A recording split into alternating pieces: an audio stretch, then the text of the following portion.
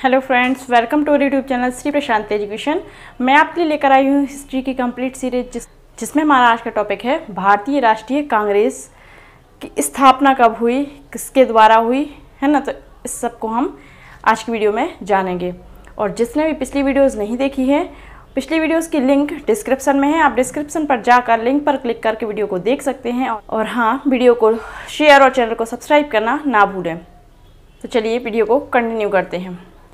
आज की वीडियो में हम भारतीय राष्ट्रीय कांग्रेस की स्थापना कब हुई, किसके द्वारा की गई, है ना। तो इस सब को हम जानेंगे। भारतीय राष्ट्रीय कांग्रेस की स्थापना 28 दिसंबर 1885 को हुई। 28 दिसंबर 1885 को स्थापना हुई भारतीय राष्ट्रीय कांग्रेस की, है ना। और कांग्रेस का जन्मदाता एलन ऑक्टेवियर ह्यूम को कहा जाता है। तो इसका जन्मदाता किसे कहा जाता है?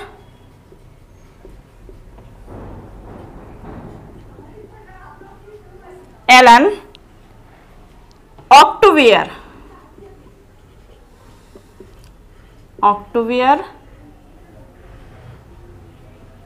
ह्यूम को कहा जाता है, या फिर A.O.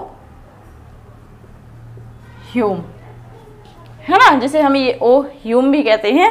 तो इनको भारतीय राष्ट्रीय कांग्रेस का संस्थापक कहा जाता है, या फिर कहें कि जन्मदाता कहा जाता है। इनको जन्मदाता क्यों कहा जाता है भारतीय राष्ट्रीय कांग्रेस का? क्योंकि वे भारतीय राष्ट्रीय कांग्रेस के संस्थापकों में से एक माने जाते हैं। भारतीय राष्ट्रीय कांग्रेस के संस्थापक में से ये एक माने जाते हैं, और इसी कारण इन्हें भारतीय राष्ट्रीय कांग्रेस का जन्मदाता कहा जाता है। Allan Octavian Hume, A.O. Hume British कालीन भारत में सिविल सेवा के अधिकारी एवं राजनीतिक सुधारक थे। ये जो A.O. ह्यूम थे, ये ब्रिटिश कालीन भारत में सिविल सेवा अधिकारी एवं राजनीतिक सुधारक थे।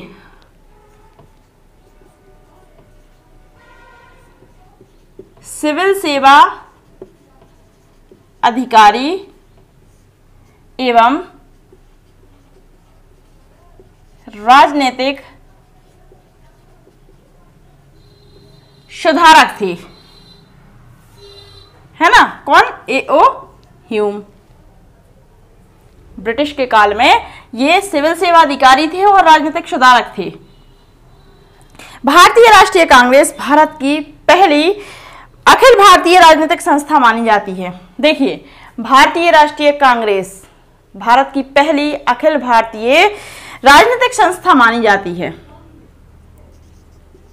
फर्स्ट अखिल भारतीय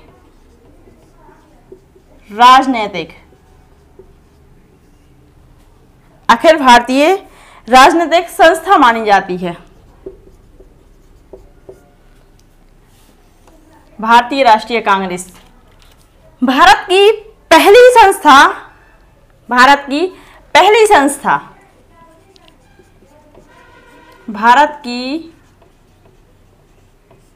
पहली संस्था लैंड होल्डर सोसाइटी को माना जाता है। किसे? Land holders society. Land holder society को भारत की पहली संस्था कहा जाता है। और इसकी स्थापना कब हुई थी? इसकी स्थापना 1838 में हुई थी।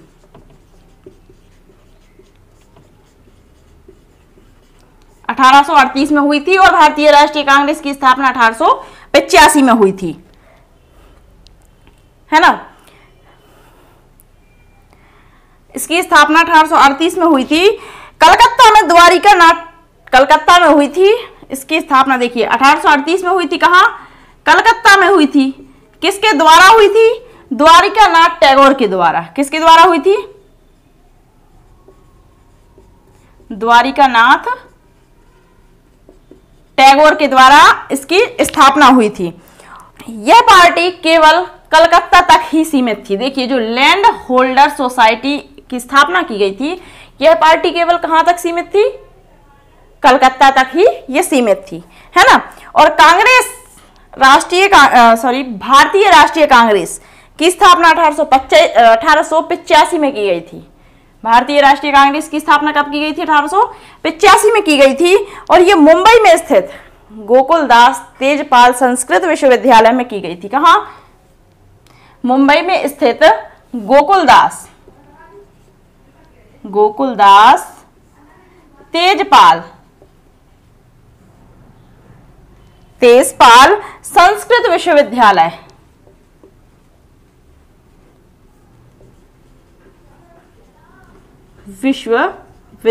में की गई थी। इसकी स्थापना कहां? मुंबई में, है ना। 28 दिसंबर 1885 में इसकी स्थापना की गई थी मुंबई में गोकुलदास तेजपाल संस्कृत विश्वविद्यालय में। भारतीय राष्ट्रीय कांग्रेस की स्थापना की गई थी। देखिए, ये जो इसकी स्थापना की गई थी, इसमें कांग्रेस के 72 प्रतिनिधि ने भाग लिया था। कितने प्रतिनिधियों ने भाग लिया था? 72 प्रतिनिधियों ने।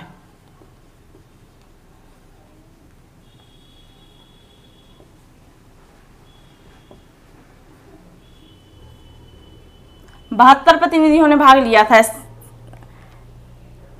पार्टी में, है ना। इस पार्टी का मुख्य उद्देश्य भारतीय नेताओं को एक प्रशिक्षण मंच प्रदान करना था।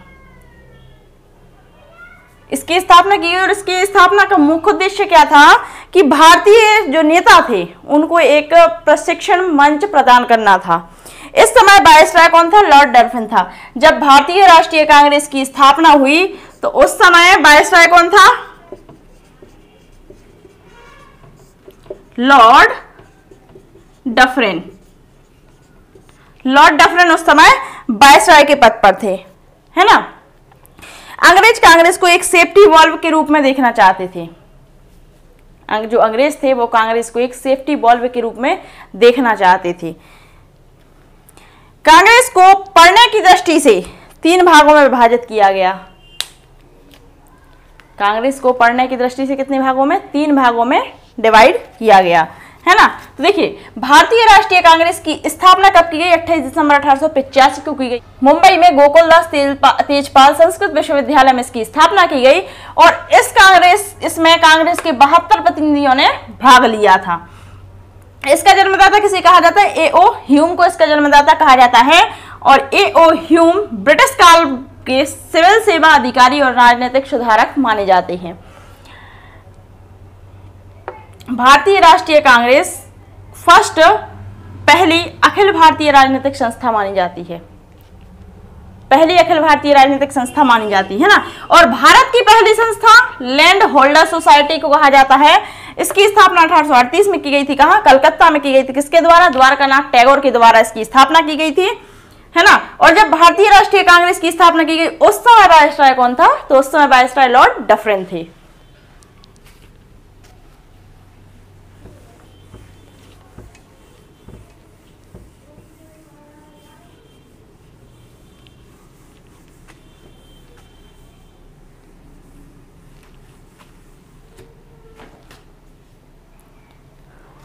तो देखिए, कांग्रेस को पढ़ने की दृष्टि से 3 भागों में विभाजित किया गया। 3 भागों में।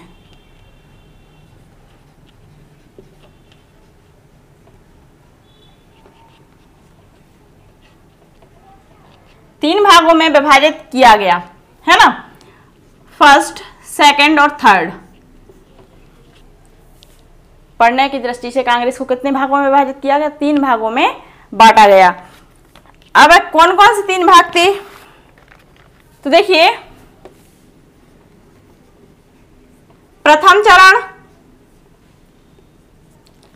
चरण जिसे उदारवादी योग कहा गया। उदारवादी योग, और ये योग 1885 से लेकर 1905 तक चला। कब से कब तक? 1885 से 1905 तक उदारवादी युग चला, या फिर कहे प्रथम चरण, है ना। द्वितीय चरण देखिए,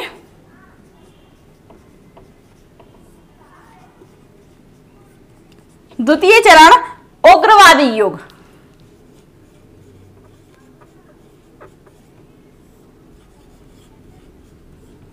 उग्रवादी योग। उग्रवादी योग कब से? 1905 से लेकर 1919 तक, 1905 से लेकर 1919 तक चला, है ना। और लास्ट तृतीय चरण, तृतीय चरण किसे कहा गया? गांधीवादी योग, है ना, गांधीवादी योग। तृतीय चरण को क्या कहा गया? गांधीवादी योग कहा गया। और ये योग 1919 से लेकर 1947 तक, जब तक देश आजाद हुआ, जब देश आजाद हो गया तब तक ये गांधीवादी युग चला, है ना। तो देखिए 3 भागों में बांटा गया। प्रथम चरण जिसे उदारवादी युग कहा गया और ये 1885 से 1905 तक चला। इसके बाद द्वितीय चरण उग्रवादी युग कहा गया और 1905 से लेकर 1919 तक ये युग चला।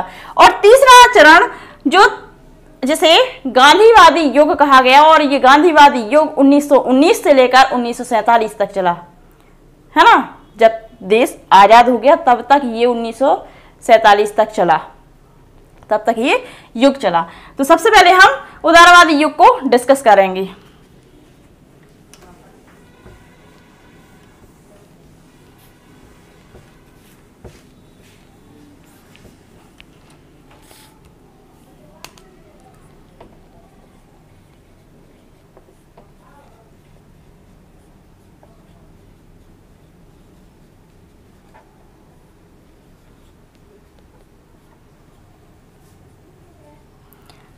(1885 से लेकर 1905 तक ये युग चला, है ना। तो देखिए उदारवादी युग में कांग्रेस का पहला अधिवेशन 1885 में मुंबई में हुआ था। प्रथम चरण में या फिर कहें उदारवादी युग में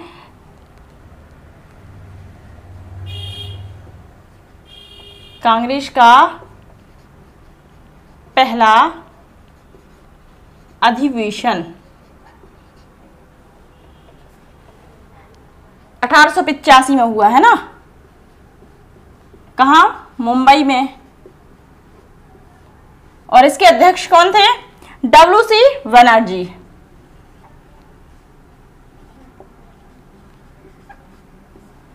WC बनर्जी इसके अध्यक्ष थे। इस चरण के दौरान अंग्रेज और कांग्रेस पार्टी के बीच अच्छे संबंध थे और इसी कारण से इस चरण को क्या कहा गया? उदारवादी युग के नाम से जाना गया, क्योंकि जो अंग्रेज थे उनके कांग्रेस से अच्छे संबंध रहे, है ना। तो इसी कारण से इसको उदारवादी युग कहा गया। इसके बाद कांग्रेस का द्वितीय अधिवेशन,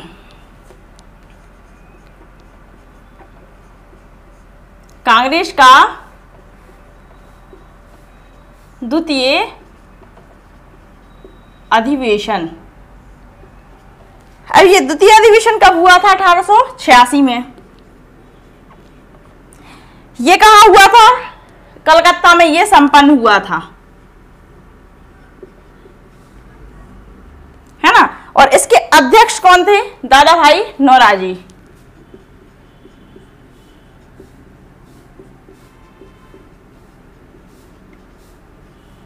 तो देखिए पहला अधिवेशन 1885 में हुआ और दूसरा 86 में हुआ। पहला कहाँ? मुंबई में हुआ, जिसके अध्यक्ष कौन? WC बनर्जी। दूसरा कलकत्ता में हुआ, जिसके अध्यक्ष कौन? दादा भाई नौरोजी हुए, है ना। इसके बाद कांग्रेस का तृतीय अधिवेशन,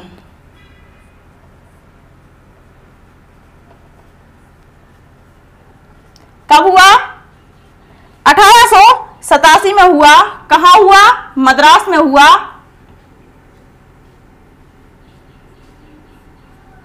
और इसके अध्यक्ष कौन? बदरुद्दीन तैयब जी, सैयद बदरुद्दीन तैयब जी, है ना।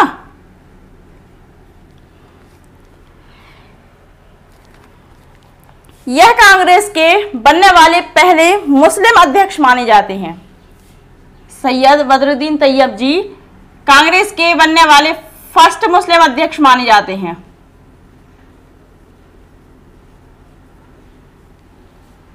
मुस्लिम अध्यक्ष माने जाते हैं, है ना। इसके बाद कांग्रेस का चतुर्थ अधिवेशन, चतुर्थ अधिवेशन कब हुआ? 1888 में, 1888 में हुआ। और इसके कहां संपन्न हुआ यह अधिवेशन? ये कलकत्ता में संपन्न हुआ, कलकत्ता में यह अधिवेशन संपन्न हुआ, है ना। जॉर्ज मूल थे।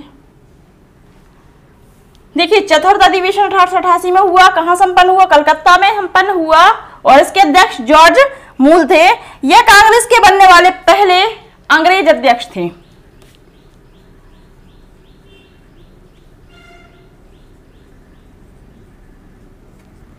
यह कांग्रेस के बनने वाले पहले अंग्रेज अध्यक्ष थे, और जो बदरुद्दीन तैयब जी थे वो पहले मुस्लिम अध्यक्ष थे, है ना। इसके बाद कांग्रेस का 12वां अधिवेशन हुआ।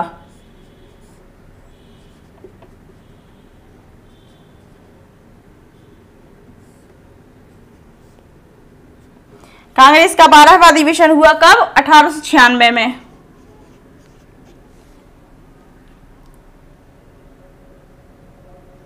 1896 में हुआ, और ये कहां संपन्न हुआ था? ये कलकत्ता में संपन्न हुआ था। इसके अध्यक्ष कौन थे? इसके अध्यक्ष रहीमतुल्ला सैयादी थे। रहीमतुल्ला सैयादी। देखिए, जब यह अधिवेशन हुआ 12वां अधिवेशन, तो इस अधिवेशन के दौरान पहली बार वंदे मातरम गाया गया था।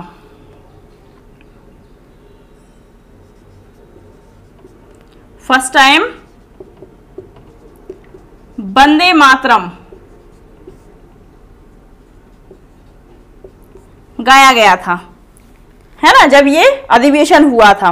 और प्रथम चरण के दौरान कांग्रेस पर कुछ टिप्पणी की गई थी। तो देखिए, इतने अधिवेशन हुए, है ना।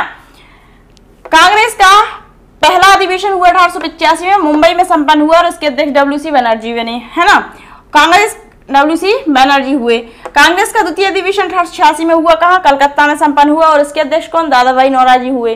कांग्रेस का तृतीय अधिवेशन 1887 में हुआ, और ये मद्रास में संपन्न हुआ, और इसके अध्यक्ष सैयद बदरुद्दीन तैयब जी थे, जो पहले कांग्रेस के पहले मुस्लिम अध्यक्ष बने थे।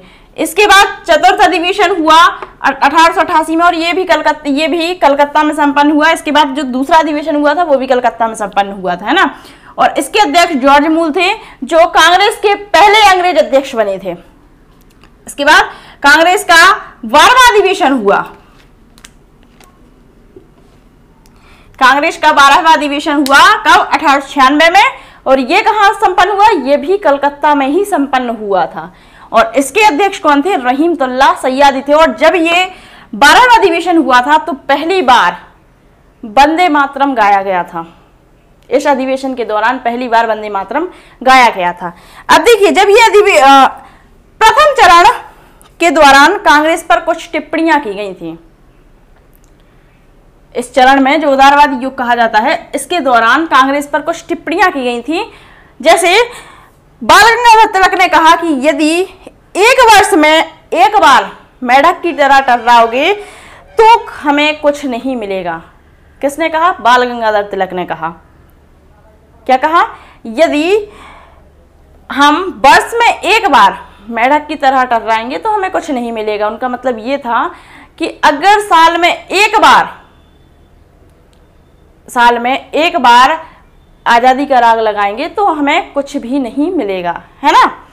इसके बाद नेक्स्ट लाला लाजपत राय के द्वारा कहा गया, कांग्रेस का अधिवेशन एक राष्ट्रीय मेला के समान है। किसने कहा? लाला लाजपत राय ने कहा कि कांग्रेस का अधिवेशन एक राष्ट्रीय मेले के समान है। मतलब उनका कहना था कि जो कांग्रेस का अधिवेशन होता है वो एक राष्ट्रीय मेले की तरह है, मतलब कि साल में एक बार आयोजित किया जाता है। मतलब साल में एक बार आयोजित कर लिया बहुत है ना। तो उन्होंने कहा कि ये जो अधिवेशन होता है वो, जो कांग्रेस के अधिवेशन होते हैं वो राष्ट्रीय मेले की तरह है। ऐसा किसने कहा? लाला लाजपत राय के द्वारा कहा गया। इसके बाद नेक्स्ट लॉर्ड कर्जन के द्वारा कहा गया, मेरी भारत में रहते हुए सबसे बड़ी इच्छा है कि मैं इस कांग्रेस को मारने में मदद कर सकूं, मतलब कांग्रेस को समाप्त करने में मदद कर सकूं। ये किसने कहा? लॉर्ड कर्जन के द्वारा ऐसा कहा गया। और नेक्स्ट बंकिम चंद्र चटर्जी ने कहा, कांग्रेस के लोग पदों के भूखे हैं। बंकिम चंद्र चटर्जी के द्वारा कहा गया कि कांग्रेस के लोग पदों के भूखे हैं। तो मतलब ये टिप्पणी कांग्रेस पर की गई थी, है ना। किस किसने की थी? लाला लाजपत राय ने करी थी। और किसने? लाला लाजपत राय ने, बाल गंगाधर तिलक ने, लॉर्ड कर्जन के द्वारा टिप्पणी की गई है और बंकिम चंद्र चटर्जी के द्वारा भी टिप्पणी की गई थी। तो ये था उदारवादी युग, है ना, जिसको हमने आपके साथ डिस्कस किया और प्रथम चरण भी कहते हैं हम इसे, तो इसको हम डिस्कस किया। आज हमने उदारवादी युग, भारतीय राष्ट्रीय कांग्रेस को डिस्कस किया और उसके प्रथम चरण को, उदारवादी युग को डिस्कस किया। तो आज की वीडियो में बस इतना ही। अगर आपकी वीडियो पसंद आई हो तो वीडियो को लाइक करें, चैनल को सब्सक्राइब करें, बेल आइकन को प्रेस करना ना भूलें ताकि आने वाला नोटिफिकेशन आपको मिलता रहे, और वीडियो को अधिक से अधिक शेयर करें। Thank you.